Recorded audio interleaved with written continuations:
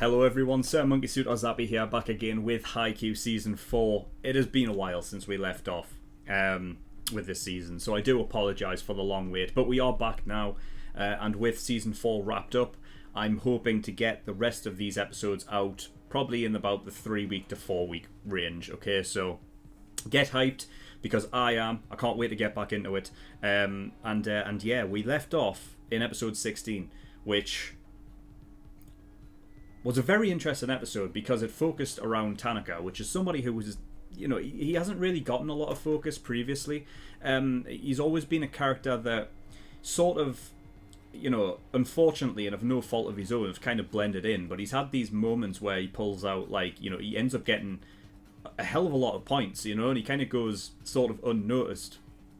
And I feel like having a dedicated episode focused around him was very much needed, I felt like, and the way that they told the story and the backstory and everything of it culminating at the end of that of that set where he pulls out the the Bokuto move was absolutely insane. But it was kind of an up and down.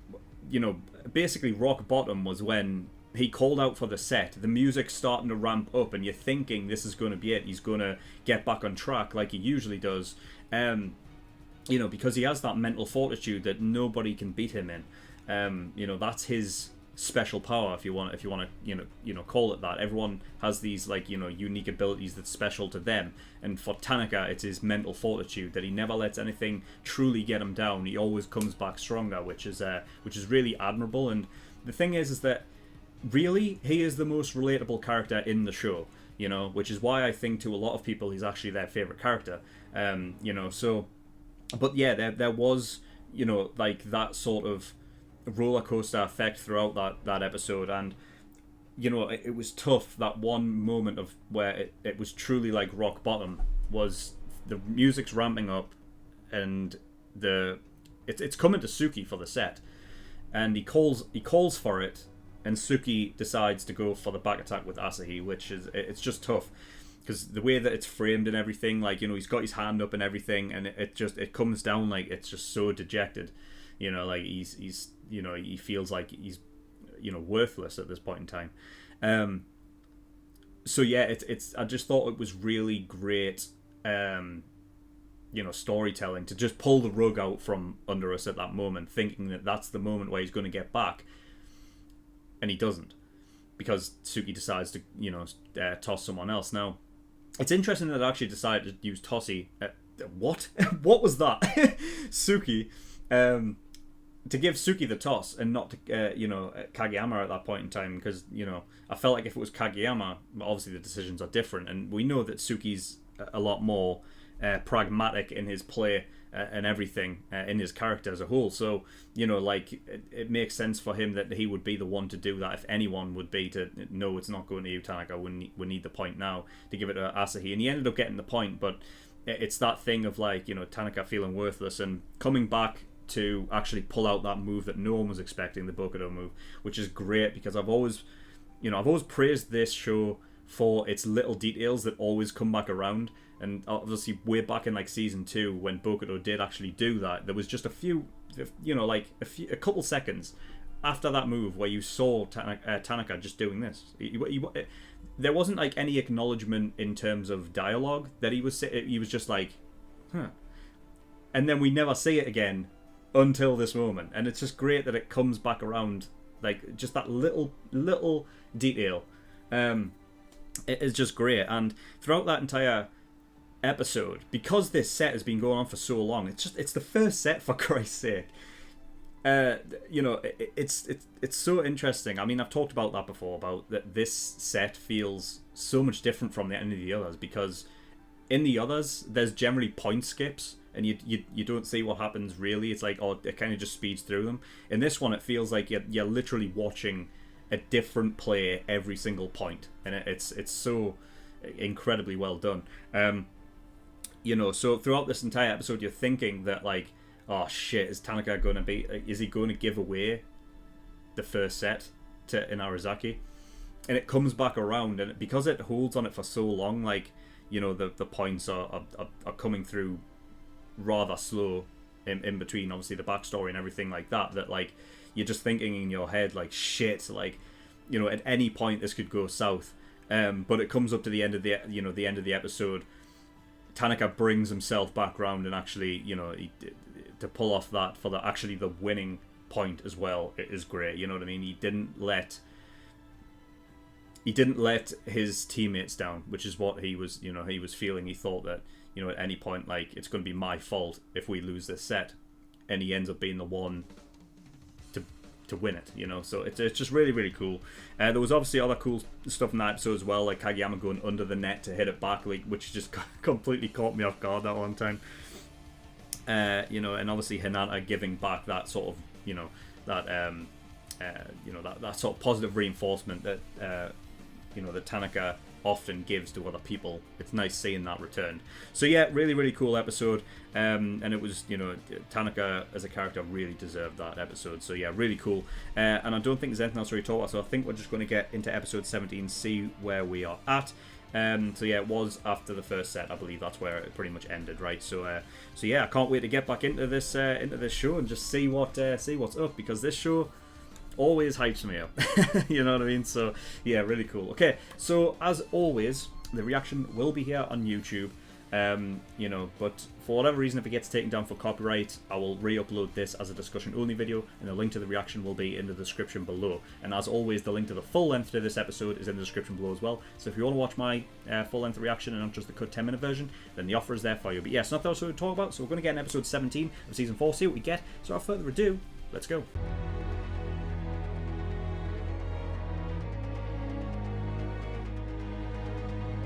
Okay, episode 17, Cats versus Monkeys. So, yeah, Sarakawa are the monkeys, since, every team pretty much has an animal. They are the monkeys. So really, I should be backing my own here, but, I mean, fuck. I mean, I don't know. They're all right, but they haven't had, like, I don't know if they will get a bit of, like, exposition on them, because really, we haven't had anything from them at all, other than the coach, which is, he was basically a former student of the Kenma coach. Not the Kenma coach, the Nekama coach. I mean, yeah, by proxy it is Kenma's coach, but, Nekama's coach. So, yeah, of course, the style has passed on to him, and that's why, he sets up his team in a similar vein to be defensive first. Defensive minded. So yeah, it's one of those games that you can see is just an insane rally between them, you know what I mean? God knows how long. I mean, I thought that Karasuno's and Inarizaki's set was long. I can't imagine how long this set was going on for, because we came in towards the end, but God, they must have been going for a while. So yeah, basically situated around Nekama, none at all with Karasuno and Inarizaki, but yeah, so mostly it was surrounding Kenma and Yamamoto, who do have this sort of it's like this opposites attract kind of thing that they had going on, all the way down to the hair. Like, you know what I mean? I said it in the reaction, but like, yeah, it's like Kenma has these his blonde patches here with the black on top, almost like it's like his natural roots coming back through. And Yamamoto has it here with his natural hair color on the side. So it's just that, like, going into the opposites, but taking it to, like the visual storytelling, like, having it be something that mirrors their personality and their relationship on their character design, So yeah, it was definitely like an interesting episode that I think focused around the different styles between the two and how that is going to affect their game. I feel like next episode, which will be interesting to see how it goes, because it could go a couple different ways. The the idea that when they were becoming, friends gradually over time, Yamamoto is obviously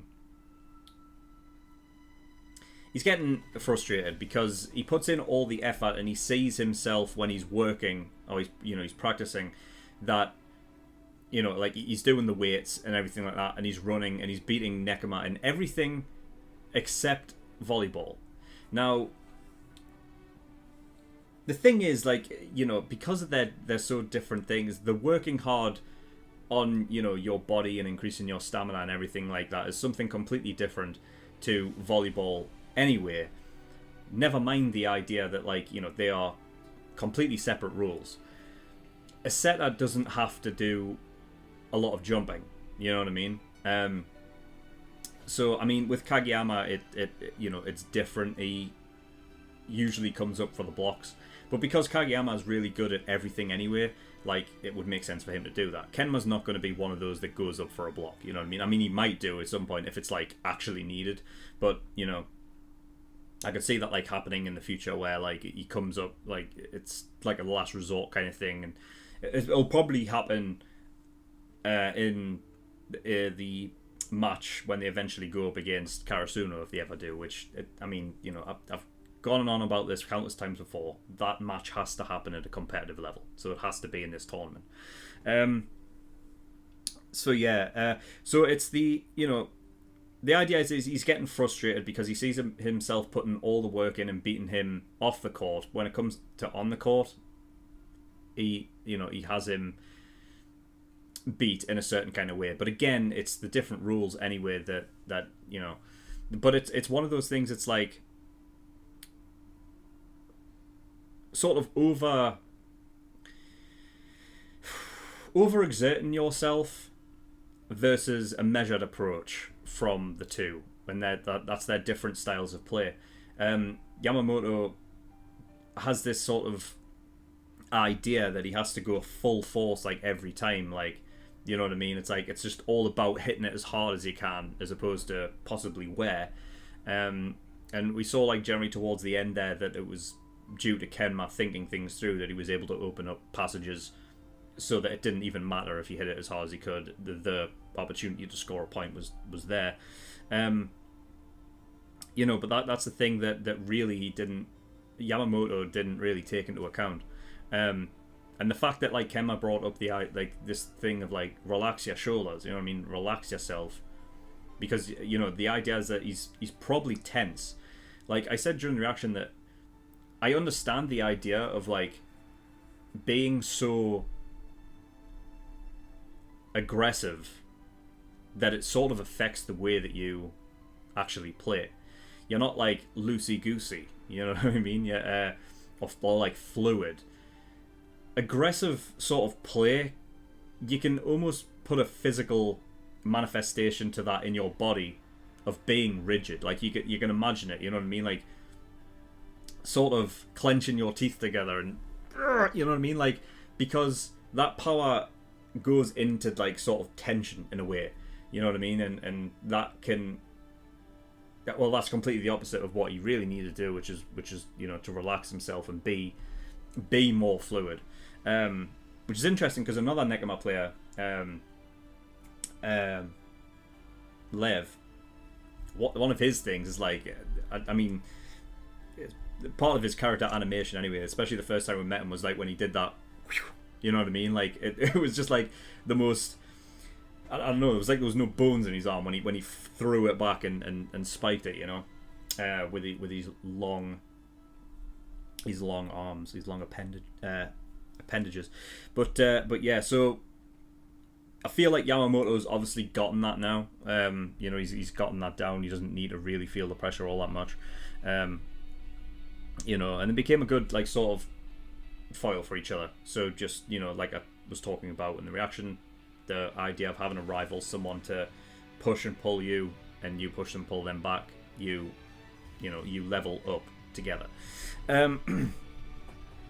So yeah.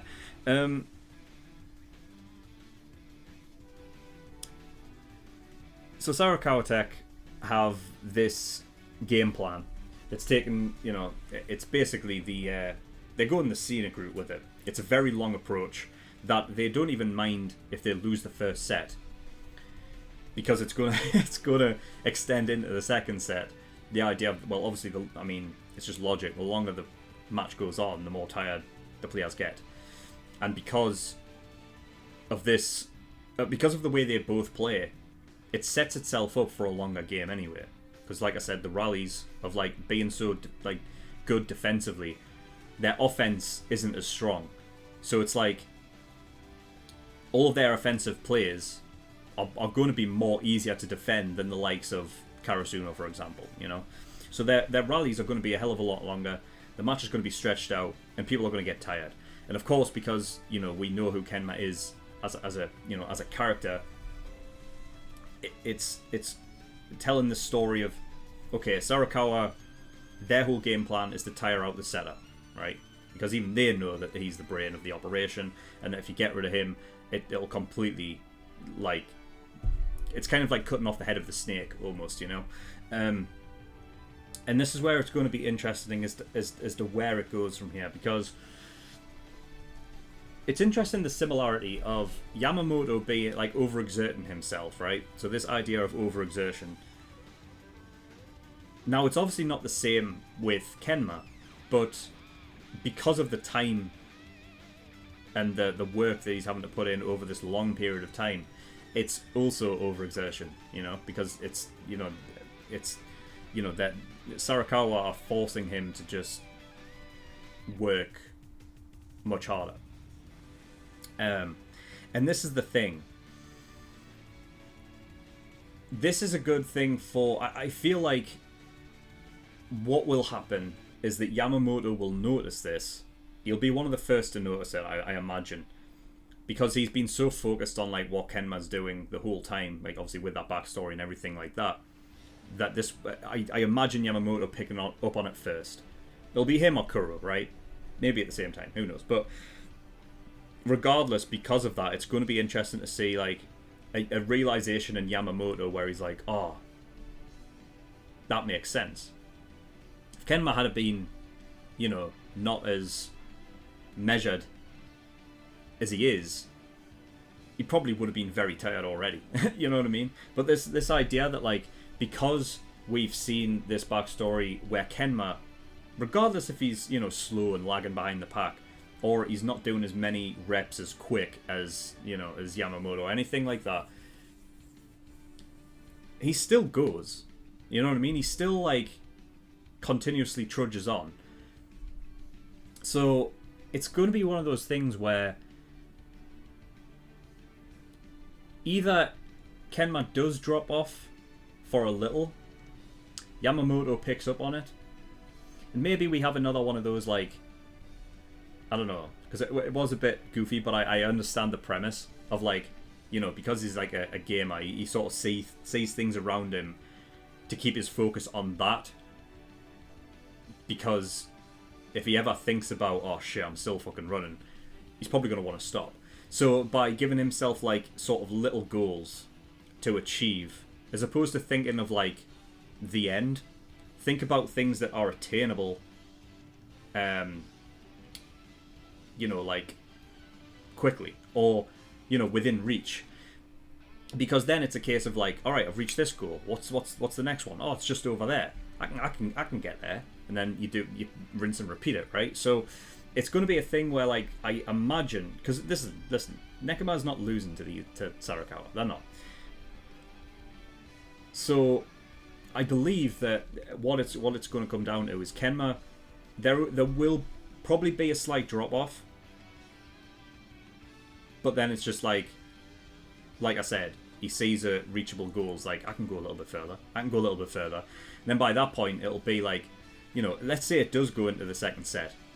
Sarakawa are not bothered if Nekoma takes the first set, but if it goes into the second set, and they realise that shit, he's not slowing up as what we thought he was going to. He's still going, and then all of a sudden it's like shit. They need to get the second set, right? Because I'm sure that these are back to 5. They're not 7 like they were in it would be like best of it's not like best of 7 like it was with Shiratorizawa. So I feel like that's possibly the way it will go. Nekomaru will just like continuously like get points, stay just enough ahead, and it'll come down to the wire in the second set, and they could possibly just steal the second set as well from right under their noses where they thought they were going to tire out the Kenman, and they couldn't. They weren't expecting him to go that extra. You know what I mean? Because again, it's like he's like the turtle in the race, slow and steady. You know what I mean? Like he's not the fastest, but he doesn't have to be, because it's not about how quick you get there as long as you reach the end goal. So I feel like that is how it makes sense to me. So yeah, I feel like that'll be the way that it does go. But yeah, so I did like the quote that he said at the very, like, you know, towards the beginning, where he says that it's like he says it like very nonchalantly, as his character does, but there's like this sort of indifference. It's not an indifference, I don't think. It can be easily construed as an indifference to volleyball, but it's kind of, I feel like it's more sort of like, if you want to take the push and pull analogy again, it's like, you know, he says he doesn't like sweating, you know, or basically like being all that active and everything like that, but he doesn't mind leveling up. So it's like he likes the idea of leveling up, but in order to level up, he has to get active and sweat. And so there's this like sort of cycle, similar to when he's running and he's seeing the next goal that's just ahead and just within reach. He gets to there, he goes to the next, goes to the next, goes to the next, and all of a sudden it's just like it's non-stop. So it's not really an indifference, it's more that this idea that he likes the idea of actually leveling up. He sees almost life as a game, I imagine, you know what I mean? He's leveling up himself like he would a character in a game. But he doesn't like being active and sweating. But because he likes leveling up, like, on the same sort of, you know, put it on like a wavelength, like, it doesn't matter. So it's kind of like just an equilibrium of like, well, I'm playing volleyball because I like leveling up. That's just what it is, you know. So I like that little quote there. But yeah, I don't think there's anything else to really talk about other than that. You know, we've got the theories in there and everything like that. But yeah, so I think we'll end the episode there, and I'll get recording episode 18 right now because I want to see what happens next episode.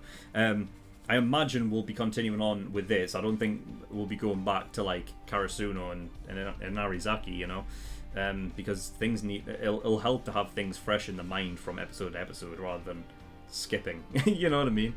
Like going back and forth between the different matches.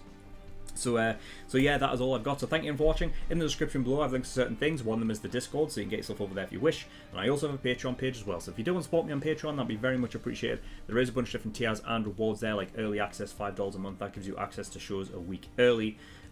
What I might try, depending on how much time I have, is with the remaining Haikyuu episodes, I might upload you know, like a couple episodes obviously to the public, and then the like next 2 episodes put them on early access, and then they'll become public the week after, and then the next 2 episodes, you get what I mean, put them into the early access schedule. You know, but we'll see about that. I mean, I can't react to 4 episodes today, I don't think, you know, so, and also I would have to get them all edited today as well, which that's just not possible. So if I do put them into early access, it will be because I recorded and edited them tomorrow. Okay, so if that is the case, the early access for episode 19 and 20 or whatever, they'll be out tomorrow. But if not, then never mind, just wait. So yeah, that's early access. The full length tier, $10 a month, that gives you access to my full length reactions for all of the shows I do. And then there's the exclusive tier, which gives you access to full length movie reactions and everything. So if you want to see my full length reactions to movies, that's the one for you. But yeah, nothing else to really talk about there. So thank you everyone for watching, and I'll see you all next time. Bye bye.